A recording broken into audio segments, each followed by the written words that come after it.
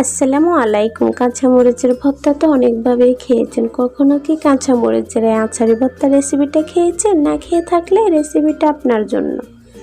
আমি গ্যারান্টি দিয়ে বলতে পারি কাঁচামরিচের এই আচারি ভর্তা রেসিপিটা একবার বানিয়ে খেলে কাঁচামরিচের অন্য সব ভর্তা রেসিপি ছেড়ে বারবার এটাই ট্রাই করবেন। কারণ এটা এরকম একটা ভর্তা রেসিপি মনে হয় পুরাই অমৃত। তাহলে চলুন আর কথা না বাড়িয়ে চলে যাচ্ছি মূল ভিডিওতে।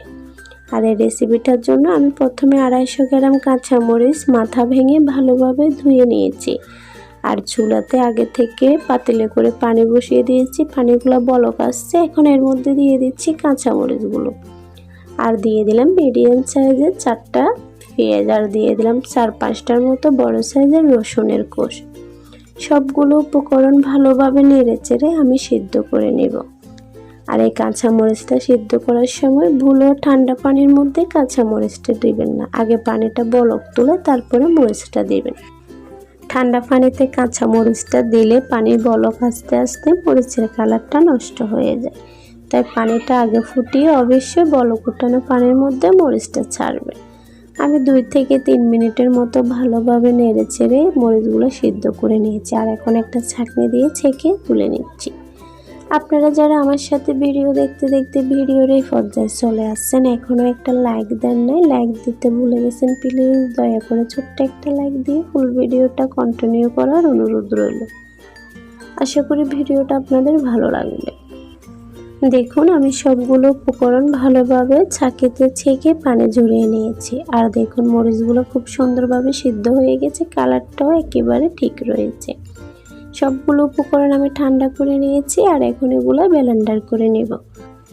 ফিরে আসলাম ব্লেন্ডার করে, দেখুন খুব সুন্দরভাবে মিহি হয়ে গেছে, আর কালারটাও কিন্তু খুব সুন্দর। আমি আজকের ভর্তাটা ব্লেন্ডারে তৈরি করেছি, আপনারা চাইলে ফাটাইও পিষে নিতে পারেন। চুলায় একটা ফ্যান বসিয়ে দিয়েছি, তার মধ্যে দিয়ে দিলাম 1/4 কাপ সরিষার তেল। তেলটা গরম হয়ে গেছে, এর মধ্যে দিয়ে দিলাম বড় সাইজের একটা পেঁয়াজ কুচি, 4-5টা দিয়ে দিলাম রসুনের কোষ। আমি রসুনগুলো 4 ভাগ করে দিয়েছি একটা। আপনারা চাইলে রসুনগুলো আরও কুচিও করতে পারেন কিংবা আস্তেও দিতে পারেন। আর দুটো উপকরণ ভালোভাবে তেলের উপরে ভেজে নেব। আমি যেহেতু আচারি ভর্তা বানাবো তাই আমি এখানে সরিষার তেলটা ব্যবহার করেছি। আপনাদের হাতের কাছে যদি সরিষার তেল না থাকে আপনারা অলিভ অয়েল কিংবা রান্নার তেল দিয়েও এই ভর্তাটা বানাতে পারেন। তবে আমরা সবাই জানি যে কোনো ভর্তা সরিষার তেল দিয়ে বানালে সবথেকে বেশি ভালো লাগে। পেঁয়াজ আর রসুনগুলো লাল লাল করে ভাজা হয়ে গেছে, এখন আমি এর মধ্যে অ্যাড করে দিচ্ছি ব্লেন্ডার করে রাখা মরিচগুলো। এখন আমি এগুলো ভালোভাবে নেড়ে ছেড়ে তেল ও পেঁয়াজ রসুনের সাথে মিশিয়ে নেব। আর এগুলো এভাবে নেড়ে ছেড়ে ভাজতে ভাজতে দেখবেন পরিমাণ অনেকটা কমে যাবে, পানিটাও শুকিয়ে যাবে। এবার আমি এখানে অ্যাড করে দিচ্ছি লবণ। আমি এখানে বিট লবণটা দিয়েছি স্বাদ মতো। আপনাদের হাতের কাছে যদি বিট লবণটা না থাকে আপনারা রেগুলার রান্নার লবণটাও অ্যাড করতে পারেন। তবে এই আচারি ভর্তার রেসিপিটা বিট লবণটা দিলে টেস্টটা ভালো আসে। এখন আমি এখানে অ্যাড করে দিচ্ছি 1/2 চা চামচ হলুদের গুঁড়া।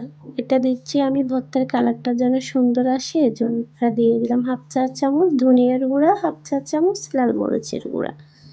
সবগুলো উপকরণ ভালোভাবে নেড়ে চেড়ে ভর্তার সাথে মিশিয়ে নিচ্ছি।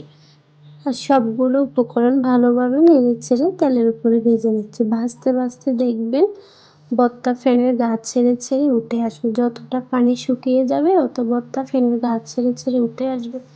দেখুন ভর্তাটা কিন্তু পরিমাণে অনেকটা কমে গিয়েছে আর ফেনের গা ছেড়ে উঠে আসছে। এ পর্যায়ে কিন্তু আমার ভর্তাটা রেডি হয়ে গেছে। এখন আমি এখানে অ্যাড করে দিচ্ছি 1 চা চামচ পাঁচফোড়নের গুঁড়ো। আমি এখানে পাঁচফোড়নটা হালকা ভেজে গুঁড়ো করে নিয়েছি, আর ওই পাঁচফোড়নের গুঁড়োটা অ্যাড করে দিয়েছি। এখন এটা ভালোভাবে নেড়ে চেড়ে আরও 2 মিনিটের মতো রান্না করে নেব। রেডি হয়ে গেল দুর্দান্ত স্বাদে কাঁচামরিচের আচারি ভর্তা রেসিপি। আর এই ভর্তাটা আপনি খেতে পারেন সাদা ভাত কিংবা পান্তা ভাত, পোলাও, বিরিয়ানি সব কিছুর সাথে। চিতল পিঠার সাথেও কিন্তু অসাধারণ মানায়। রেসিপিটা ভালো লাগলে একটা লাইক করতে ভুলবেন না। রেসিপিটা কেমন হলো অবশ্যই কমেন্ট করে জানাবেন। রেসিপিটা ভালো লাগলে শেয়ার করে আপনার বন্ধুদেরকে দেখার সুযোগ করে দেন। আজকের জন্য এইটুকু। সবাই ভালো থাকবেন। আল্লাহ হাফেজ।